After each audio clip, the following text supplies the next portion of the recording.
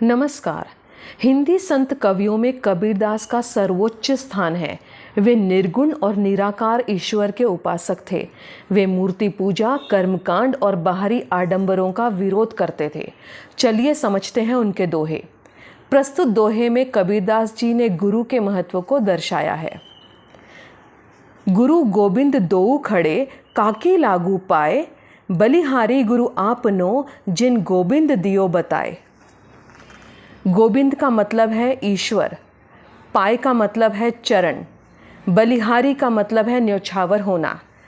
कवि कहते हैं कि मेरे सामने गुरु और भगवान दोनों खड़े हैं, मैं किसके चरण छूं या मैं किसके चरणों में शीश झुकाऊं।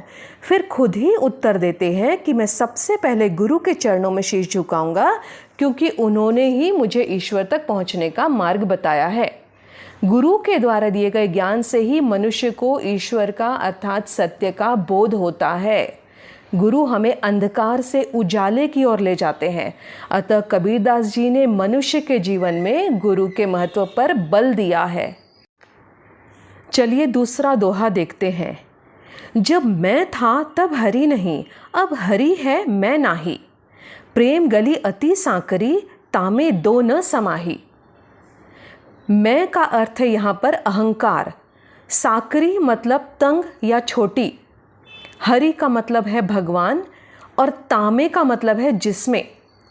इस दोहे में कबीरदास का यह कहना है कि जब मेरे अंदर अहंकार था तो मुझे भगवान के दर्शन नहीं हुए। अब ईश्वर है मेरे अंदर, यानी अब मेरे पास में अहंकार नहीं है।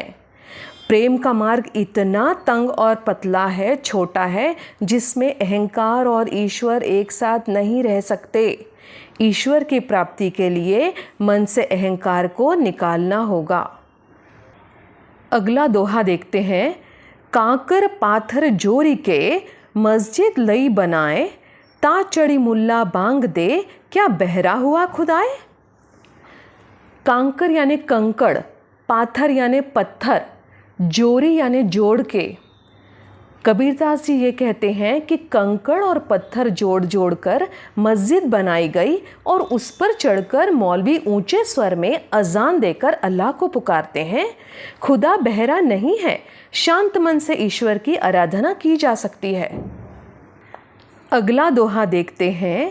पाहन पूजे हरि मिले, तो मैं पूजू पहाड़, ताते ये चाकी भली, पीस खाए संसार। पाहन यानी पत्थर, पहाड़ यानी पहाड़, चाकी यानी चक्की और ताते यानी उससे।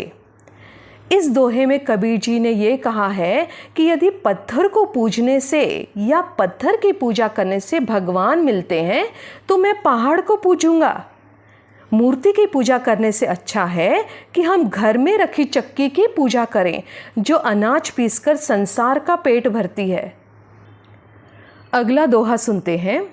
सब धरती कागद करो, लेखनी सब बन राय, सात समंद की मसी करो, गुरुगुण लिखा न जाए।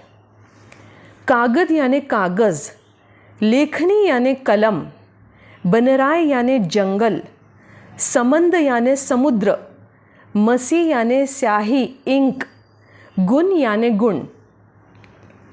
कबीरदास जी कहते हैं कि सारी धरती को यदि कागज बना दिया जाए, सातों समुद्रों के पानी को स्याही बना दी जाए, जंगल की सारी लकड़ी की कलम बना दी जाए, फिर भी हम ईश्वर के गुणों की महिमा नहीं लिख सकते।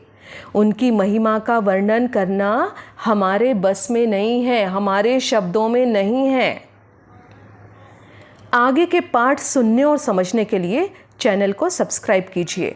धन्यवाद।